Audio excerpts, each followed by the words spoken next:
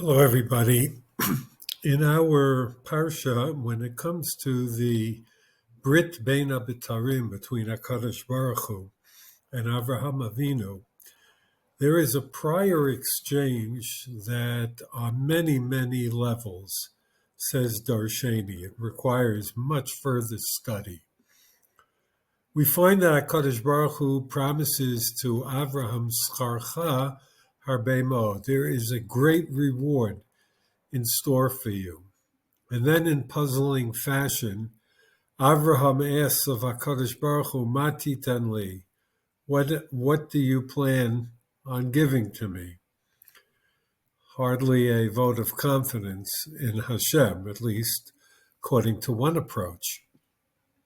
HaKadosh Baruch Hu promises in return, Asher yetzei mimeyecha hu yirashecha. You will have progeny, your biological offspring, that will inherit you. And then we're told about Avraham, Ve'emin b'Hashem me'achsheveh lo tzedakah. He placed his trust in HaKadosh Baruch Hu. And God then goes on to promise that Hotzeiticha me'ur kastim latet lecha et ha'aretz hazot l'rishta. I took you out from Mesopotamia in order to be able to give you this land as an inheritance. And then Avraham questions Hashem, Ba'mo'edah ki irashena. God just promised him the land, and Avraham says, how do I know that I'll be yarshaning this? And then, of course, Hashem shows him the covenant between himself and Avraham, the famous Brit Bein Abitarim, dividing up the animals, passing through, and subsequent to that, we have the continuation of the Abrahamic story. How could Avraham question HaKadosh Baruch Hu? And in fact, as the Yalkut Me'am Lo'ez cites the Ramban, we have previous promises from Hashem regarding the Yerusha of Eretz Yisrael. In Perek Yud Bet, L'zaracha etein et ha'aretz hazot. In Perek Yud Gimel, Ki et kol ha'aretz asher ata ro'eh lecha etnena u'lezaracha ad olam.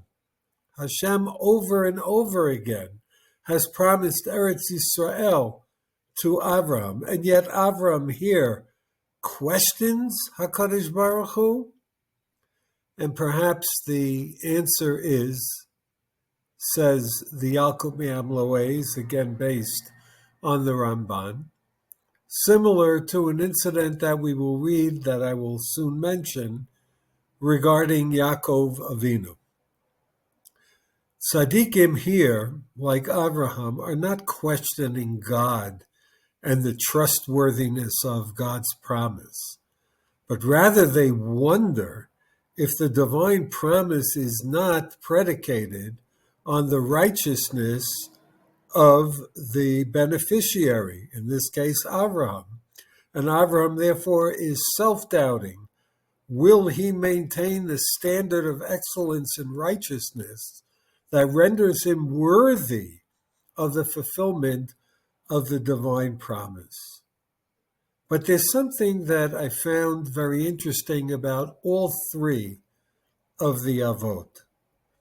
All of them have a moment where they doubt their own righteousness. However, that doesn't equate to them giving up. We have, in our case, Avraham, and then what happens subsequent to the Brit Bein Abitarim? There's Brit Milah, which Avraham goes through willingly. He continues on with his life, going to Akedat Yitzchak without a scintilla of doubt in HaKadosh Baruch Hu, and hence in himself, loyal to the nth degree. Yitzchak Avinu, at the famous incident of blessing his sons, when he realizes that the real Esav was the second son to come in for a blessing. Vayecherad Yitzchak charada gedola ad ma'od. Yitzchak is terrified, and the Medrash tells us he sees the depths of Gehenna opening beneath him. Did he act properly? Did he maintain a proper level of righteousness? But at the end of the day, Yitzchak continues on and confirms that the bracha given to the first son, Yaakov, is meant to stay and remain as is. And so Yitzchak, for all that moment of self-doubt, continues in the path in believing that Yaakov is the worthy recipient of those brachot and to inherit the position of his father and grandfather. And then, of course, there's Yaakov Avinu. As he flees from his paternal home, fearful of what Esav might do to him, he turns to HaKadosh Baruch Hu en route to Padan Aram, and he says, im yiyeh Elokim imadi. What do you mean, if God will be with you? And what do you mean when you say, if God is with me, then I'll do such and such? Is he bargaining here with HaKadosh Baruch Hu? And Chazal give the same answer that we gave regarding Avraham. Yaakov is not doubting Hashem. He's doubting his own worthiness for the protection and safeguarding by the divine. And what happens on his way back to Eretz Yisrael? We have a self-confident individual who understands that he is the worthy inheritor. So self-doubt is always a good thing, to re-examine ourselves, to make sure that we are on the standard of behavior that is called for. But that doesn't mean that we lose a scintilla of belief in our relationship with HaKadosh Baruch Hu. And that's true for all of us as well, to constantly check how we behave and what we are doing, but to never lose focus on the incredible relationship that each and every one of us as a member of Klal Yisrael has with Melech Malchei HaMelachim, Avinu Malkeinu. Shabbat Shalom.